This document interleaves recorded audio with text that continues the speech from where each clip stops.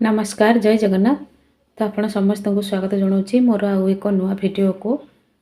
तो आज मु बनवाक जाऊँगी बिना पियाज रसुण रे फूलकोबी आलू कषा। ताले मु केमती बनाऊँगी चलतु देखा। तो ये देखु कोबी तरकारी कि मु गैस रे कढ़ई बसई नहीं आउ कढ़ई आमर ताती हो गलानी से मु पकई नौची तेल।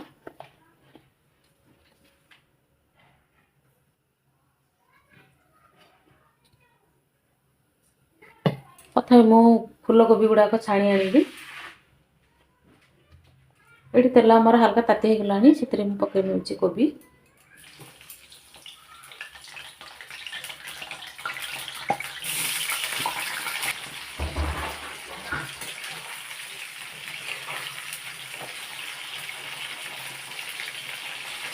ये मु पकई नौची आधा चामच कम हलदी गुंड। ये तरकारी नुह केवल कोबी को आम टे सुंदर देखापी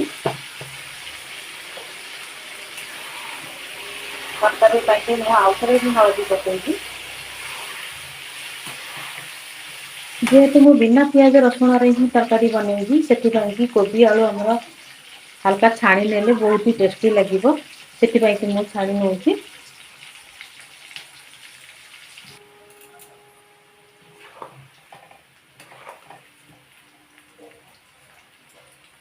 एबे हमर कोबी छाणी हो जाइए आउ एबे कोबी गुड़िक मु काढ़ी आनी।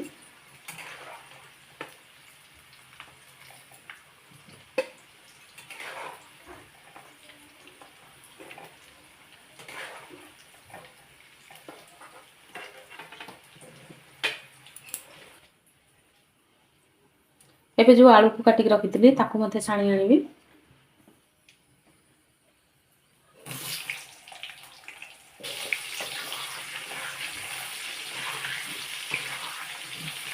ये आलू रे अल्प टे हलदी पकई नौची।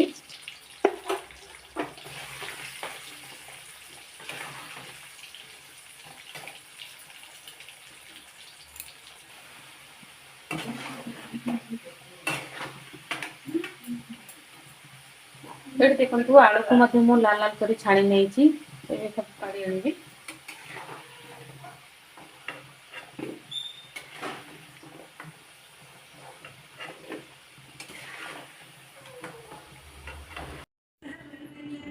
ये तरकारी कि मु कढ़ई तो ये आमर गरम होगी अच्छी कहीं कढ़ई रे जो तेल थिला एते तेल मते दरकार नहीं से मु तेल कमे नहीं तरकारी कि मते जति तेल दरकार मुझे तेल ही नहीं। एबे मु पकई नौची दुईटी डालचीनी दुईटी सुखिला लंका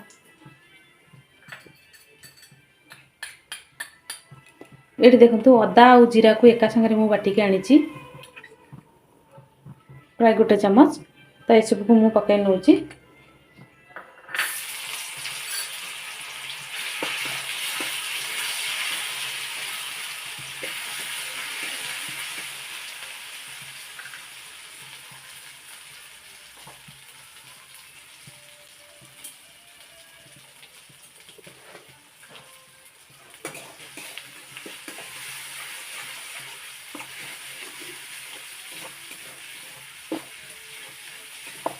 ये अदा आमर भाजी से भी पकई रोचे काटिक रखी टमाटो।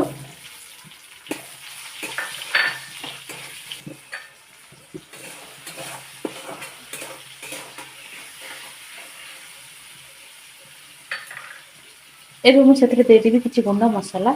ये गुंड मसला मुझे नहीं आधा चामच धनिया गुंड आधा चामच सब्जी मसला आधा चामच नहीं काश्मीर लंका गुंड आधा चामच हलदी गुंड आठी नहीं स्वाद अनुजाई लुण। तो ये सब को मु पकई नौची।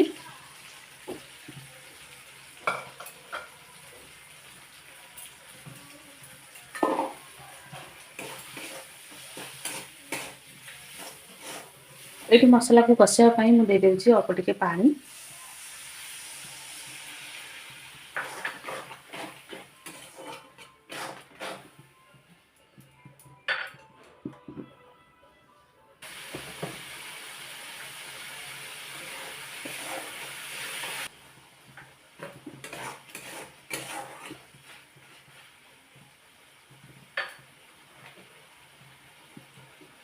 ଏଇଠି ଦେଖନ୍ତୁ ମସଲା ଆମର ବହୁତ ଭଲସେ କଷି ହେଇଯାଇଛି। ସେଥିରେ ଯେଉଁ ଆଳୁକୁ ଛାଣିକି ରଖିଥିଲି ତ ତାକୁ ପକେଇ ନେଉଛି।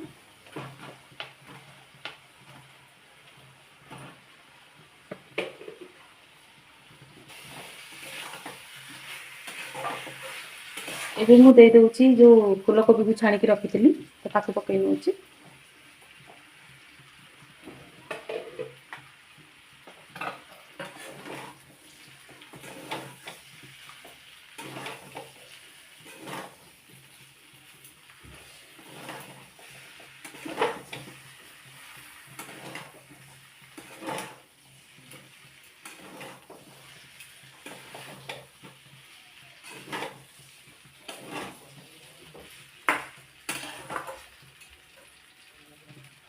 ଏଠି କୋବି ଆଳୁ ଆମର ବହୁତ ଭଲସେ କଷି ହେଇଯାଇଛି। ଏବେ ମୁଁ ସେଥିରେ ଦେଇ ଦେଉଛି ପାଣି।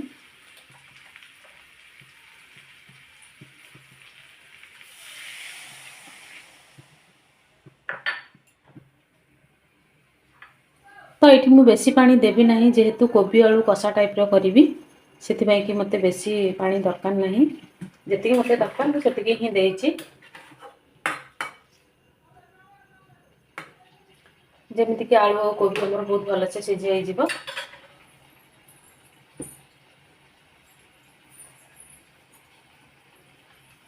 ଏବେ ମୁଁ ତରକାରୀକୁ 5 ମିନିଟ୍ ପାଇଁକି କଭର୍ କରିନେଉଛି। ତ ଏଠି ତରକାରୀ ଆମର 5 ମିନିଟ୍ ହେଇଗଲାଣି। ଏବେ ମୁଁ କଭର୍ କାଢ଼ି ନେଉଛି।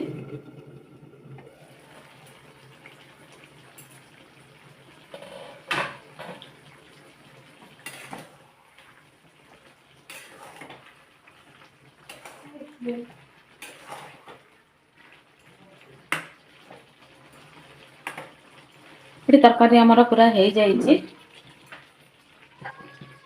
ଆଉ ଏବେ ମୁଁ ସେଥିରେ ଦେଇ ଦେଉଛି କାଟିକି ରଖିଥିବା ଧନିଆ ପତ୍ର।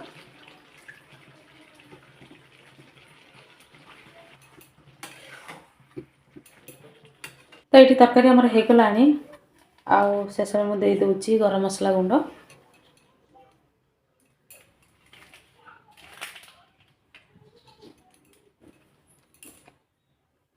ଆଶା କରୁଛି ଆପଣମାନଙ୍କୁ ଏହି ଭିଡ଼ିଓଟି ନିହାତି ରୂପରେ ଭଲ ଲାଗିଥିବ। ଆଉ ଯଦି ଭଲ ଲାଗିଥାଏ ଆପଣମାନେ ଲାଇକ୍ କରନ୍ତୁ, ସେୟାର କରନ୍ତୁ, କମେଣ୍ଟ କରନ୍ତୁ। ଆଉ ଚ୍ୟାନେଲରେ ନୂଆ ଥିଲେ ସବସ୍କ୍ରାଇବ୍ କରିବାକୁ ଭୁଲନ୍ତୁ ନାହିଁ। ରହୁଛି ନମସ୍କାର। ପୁଣି ଦେଖା ହେବ ନେକ୍ସଟ ଭିଡ଼ିଓରେ।